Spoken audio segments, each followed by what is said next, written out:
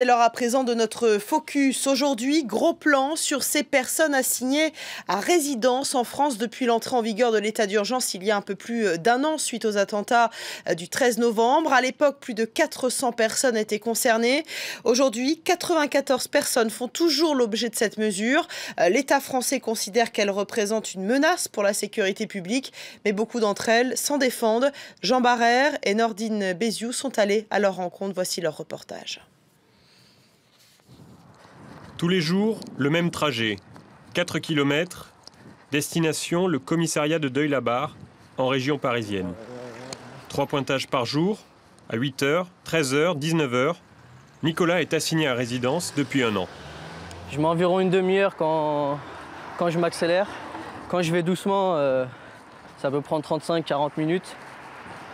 De temps en temps, je peux prendre le bus parce que j'ai pas le temps. Mais sinon, en général, ça me prend environ 3h30 par jour, au minimum, plus le temps de signer. L'État considère qu'il constitue une menace pour l'ordre et la sécurité publique. On le soupçonne d'avoir géré un site de propagande djihadiste avec son demi-frère et des comptes pro-Daesh sur les réseaux sociaux. Je suis totalement l'opposé de ce qu'on dit sur moi. Quand on m'envoie mes assignations, j'ai l'impression qu'on me parle d'une autre personne. Vraiment, j'ai l'impression qu'ils sont convaincus qu'il y a une personne dont ils parlent, mais cette personne, c'est pas moi, parce que moi, je me connais, tous mes proches, ils me connaissent. Quand j'en parle à tout le monde de cette histoire, au début, on se moque de moi, on me dit non, mais tu rigoles. Puis quand je leur montre les papiers, ils disent mais c'est pas possible, quand est-ce qu'ils vont te laisser tranquille? Début 2016, il fait l'objet d'une enquête pour apologie du terrorisme, classée sans suite. Son assignation a pourtant été prolongée, avec des conséquences directes. Ma vie, financièrement, j'ai pas de vie. Je me suis acheté un jean en un an. Mes paires de chaussures, je les reçois le jour de mon anniversaire, comme je vous ai dit. C'est vraiment très, très compliqué. Ça fait plus d'un an qu'on ne vit pas, que je survis. Même avant ça, la situation, comme je vous l'ai dit, elle était très compliquée. Et maintenant, c'est encore pire. Au total, ils sont 94 en France à être assignés à résidence.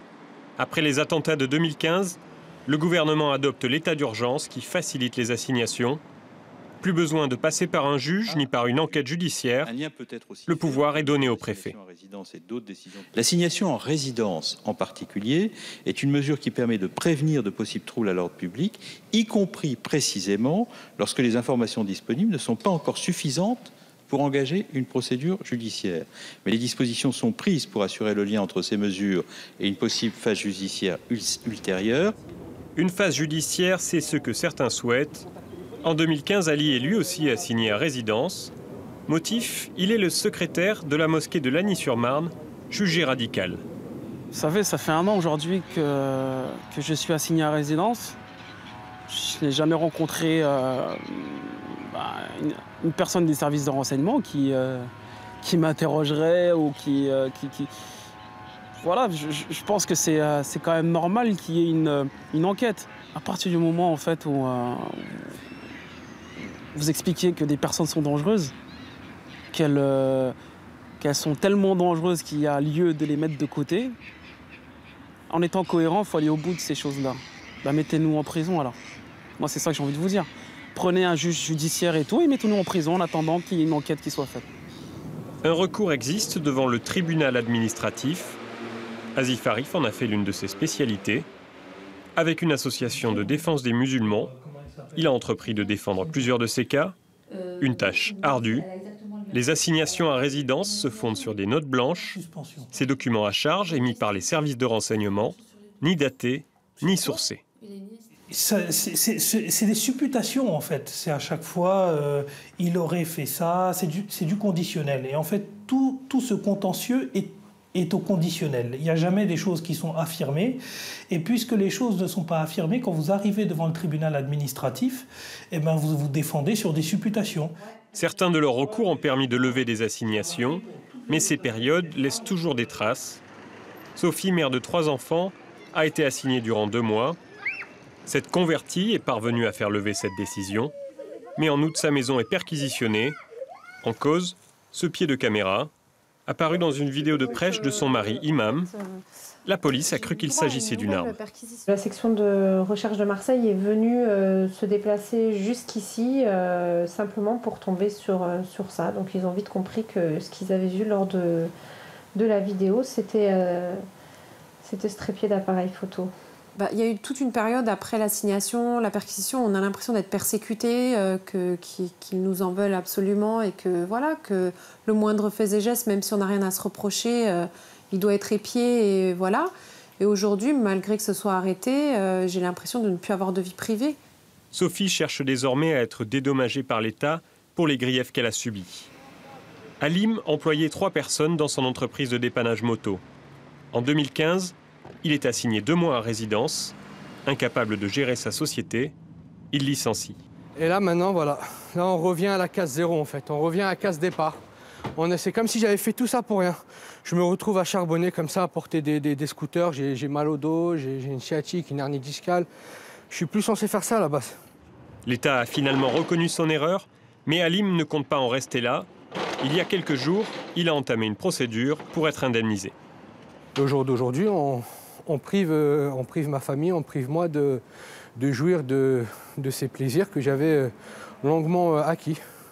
C'était à moi, je ne dois rien à personne. J'ai tout eu par ma volonté, par le fait que je voulais m'en sortir dans la vie, et voilà. Je l'ai fait, on vient et on me défait tout. Donc je demande des comptes, ce qui est tout à fait normal en fait, il n'y a pas plus légitime que ça. L'état d'urgence devrait être maintenu jusqu'en mai 2017. Les assignations avec. Lorsqu'elles seront levées, de nombreux assignés pourraient intenter une action en justice. Et pour parler de ces assignés à résidence en France, nous sommes avec une des personnes que vous avez vues dans ce reportage, Asif Arif, bonjour. Bonjour. Vous êtes l'avocat de certains de ces assignés à résidence. Alors pour que ce soit bien clair, Asif Arif, concrètement, qu'est-ce que l'état d'urgence change concernant ces assignations à résidence? On ne passe plus par un juge, c'est bien cela? Comme vous l'avez vu, Bernard Cazeneuve disait justement que ça nous permet de s'économiser du juge judiciaire lorsqu'on n'a pas suffisamment d'éléments encore à charge contre les personnes que l'on va assigner à résidence. Et c'est là que réside le paradoxe, je pense, de l'assignation à résidence. Parce que normalement, ces assignations à résidence, elles s'inscrivent dans le cadre de la procédure pénale et d'un contrôle judiciaire.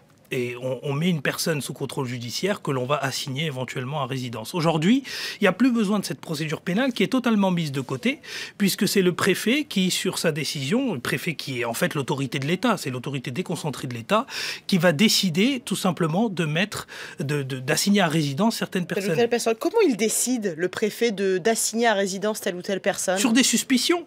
Voilà, vous êtes suspecté d'avoir participé au cours d'un tel qui serait un imam radical, vous êtes suspecté d'être en connexion avec des personnes issues de la filière syro-irakienne, mais le problème c'est que s'il est suspecté d'être en contact, est-ce que ça veut dire que c'est lui personnellement qui est impliqué dans cette filière syro-irakienne? Parce qu'il y a un principe quand même dans notre code de procédure pénale qui est la personnalité des peines.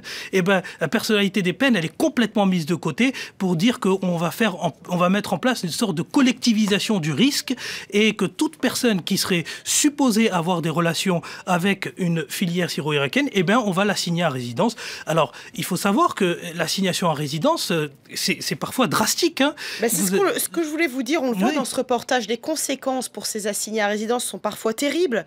Ils ne peuvent plus travailler parce qu'ils doivent marcher pointés 3 fois par jour au commissariat. C'est difficile pour les personnes que vous représentez de rester insérées dans la société? Mais c'est d'autant plus difficile que même lorsque ces personnes trouvent un contrat de travail, par exemple, qui serait pas très loin justement du commissariat là où ils doivent aller pointer, on leur refuse encore une fois ce droit au travail. Alors que pour permettre leur réinsertion, ça fait quand même 1 an que l'état d'urgence dure, c'est pas anodin. C'est normalement un régime d'exception qui a tendance à devenir un régime permanent. Donc pendant 1 an, ces personnes n'ont pas pu travailler et on les empêche toujours de travailler. Et c'est en ça que cet état d'urgence en fait doit cesser maintenant. Alors justement, ils étaient 400 il y a 1 an à être assignés à résidence, ils sont 94 aujourd'hui, c'est 4 fois moins quand même. Est-ce que cela ne veut pas dire que les personnes qui restent sous le coup de cette mesure représentent bel et bien une menace aujourd'hui? Non, toujours pas, parce que finalement, ce qu'on reproche à ces 90 personnes assignées à résidence encore aujourd'hui, ce sont des suspicions. Ce que l'on demande aujourd'hui en tant qu'avocat, c'est que le juge judiciaire reprenne la main sur ces procédures et qu'on arrête avec les préfets qui décident justement de ces mesures, qu'on rejudiciarise ce débat, qu'on redonne le pouvoir aux juges d'instruction pour qu'eux mènent des enquêtes indépendantes, pour que le code de procédure pénale puisse s'appliquer. Il faut savoir qu'en matière de terrorisme, les juges ont déjà beaucoup de latitude. Donc on ne comprend pas pourquoi en fait cet état d'urgence persiste.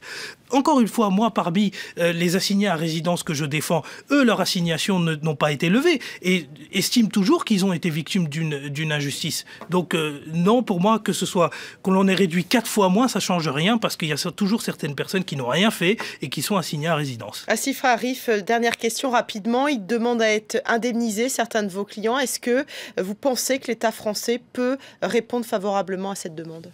Alors je ne sais pas, parce que ça pousse l'État français à faire le bilan de son état d'urgence, qui est catastrophique, il faut le dire.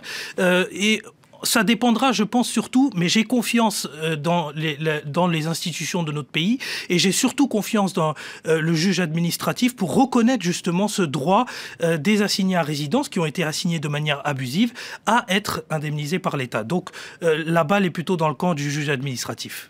Merci beaucoup, Asif Arif, d'avoir été avec nous sur France 24 aujourd'hui pour nous parler de ces assignés à résidence en France que vous défendez pour certains.